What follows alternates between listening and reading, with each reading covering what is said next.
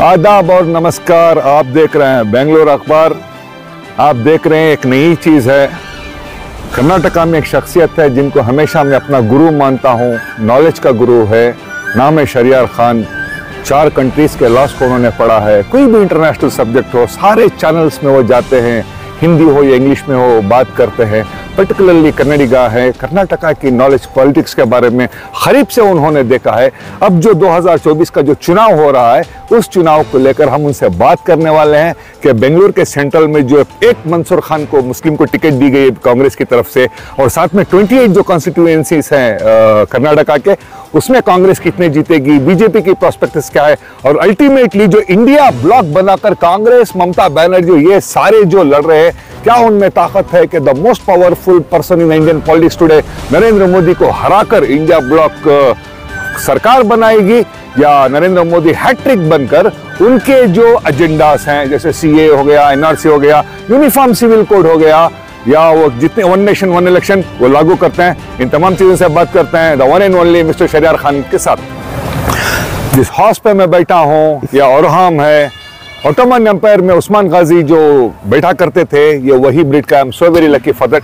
मेरे साथ शहरयार खान साहब हैं जो बैठे हैं शहनशाह पर। ये मारवाड़ी ब्रिड का है, राजस्थानी ब्रिड का है, बड़ा ही खतरनाक है। इसमें हम बात करते हैं। सर, अब जो चुनाव का माहौल 2024 जो होने वाला है जी, आप क्या कैसे महसूस करते हैं कि दोबारा से हैट्रिक मारेंगे नरेंद्र मोदी, या इंडिया ब्लॉक में वो पावर है कि नरेंद्र मोदी को स्टॉप कर सकते हैं? देखिए, biggest extortion racket and corruption racket Narendra Modi के गवर्नमेंट में हुआ है। इलेक्ट्रल बॉन्ड्स के थ्रू कॉर्पोरेट कंपनी से पैसे लेके ये लोग कानून बना रहे हैं जो कॉर्पोरेट लोगों को हेल्प करे।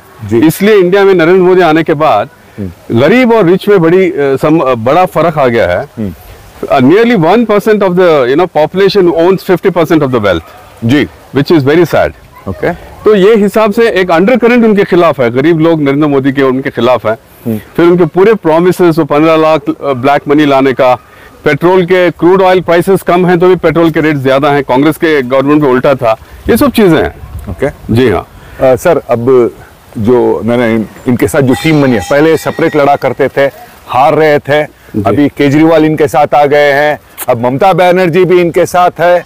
इतनी बड़ी टीम बना के ये टिकट डिस्ट्रीब्यूट करके लड़ रहे हैं। क्या आपको लगता ही नहीं कि ये ताकत बड़ा है इनमें, India block? I think this time they will do something good. They will do something. Karnataka की अगर हम बात करें तो 28 में से पिछली बार 25 पे बीजेपी आई थी। इस बार जेडीएस कांग्रेस एक शेयर क्या था, इस बार आपको क्या लगता है? 10 आएंगे। ऐसे क्यों लगता? आपको नहीं लगता कि जो 5 गारंटियां सरकार की जो चल रही है, जो लोगों में इतने सारी पॉपुलर है, अब जो नई महालक्ष्मी स्कीम राहुल गांधी अनाउंस की, जिसमें लेडीज को 1 लाख रुपए हर साल दिया जाएगा, नहीं जीत नहीं सकते 15 से 20 सीट कांग्रेस?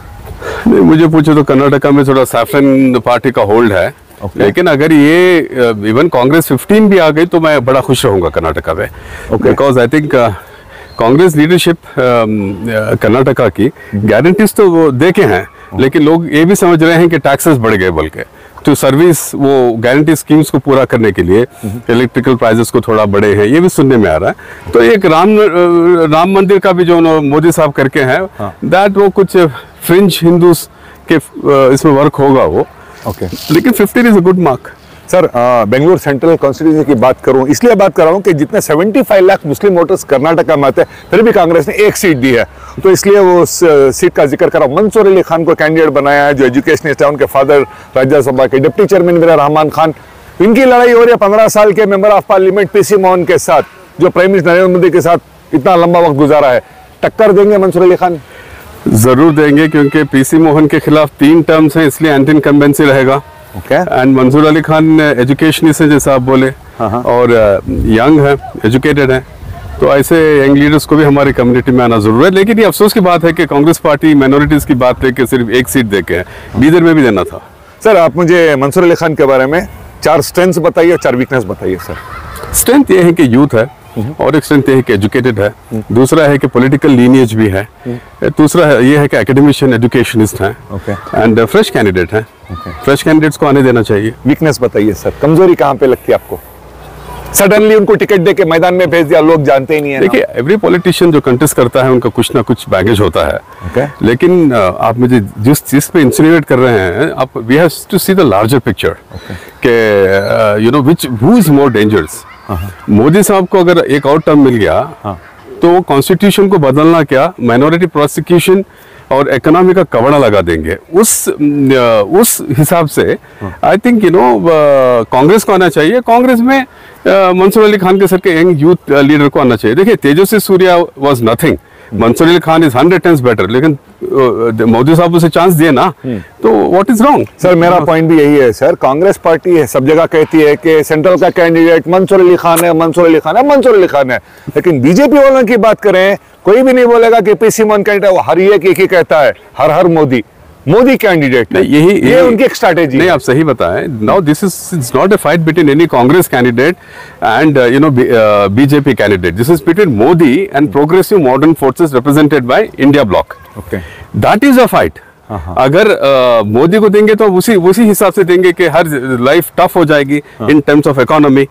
ये लोग आज मोदी के साहब कह रहे थे सनातन धर्म खतरे में है, प्रेसिडेंट उनका, ये तो लोग बोलते हैं प्राइम मिनिस्टर उनका, पुलिस उनकी, आईएएस उनका, गवर्नर उनके, तो कैसे सनातन धर्म पिछले 1000 साल से इंडियंस मुस्लिम्स रूल कर रहे हैं, जब नहीं खतरे में था, ब्रिटिशर्स रूल के तब भी खतरे में नहीं था, अब कैसे खतरे में आ गया 2014 के बाद? सर सरप्राइजिंग है कि मोदी के दरबार में कहते हैं कि सनातन धर्म खतरे में है। इससे तो अच्छा राहुल गांधी की सरकार आ जाए तो सनातन धर्म सेफ हो जाएगा। आपको नहीं लगता? सनातन धर्म कभी भी खतरे में नहीं था, कभी भी खतरे में नहीं रहेगा। Okay, that is a huge religion of various cults and cultures.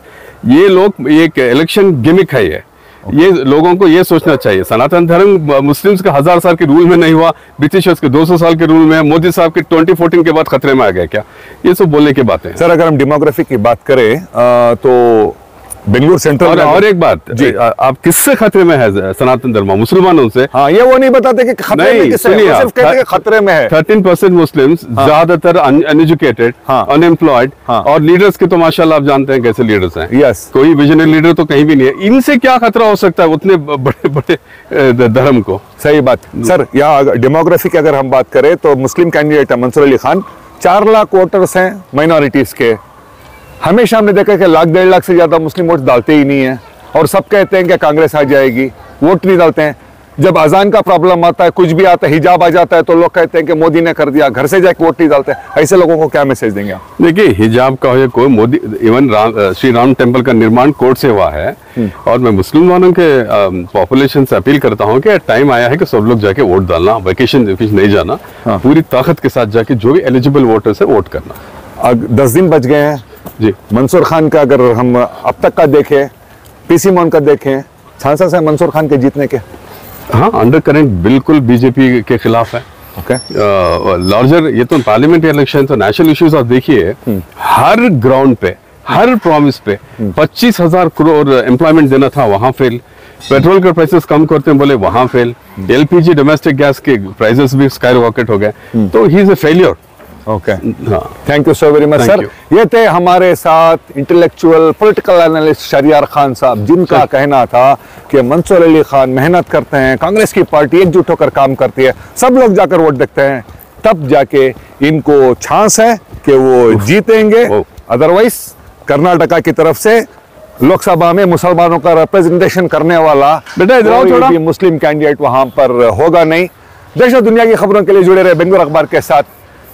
मैं जा रहा हूँ हमारे भाई औरम के साथ, इसको थोड़ा गाजी से आते हैं, ऑटोमन एम्पायर के, थोड़ा नीचे जाना चाहिए। Thank you so very much.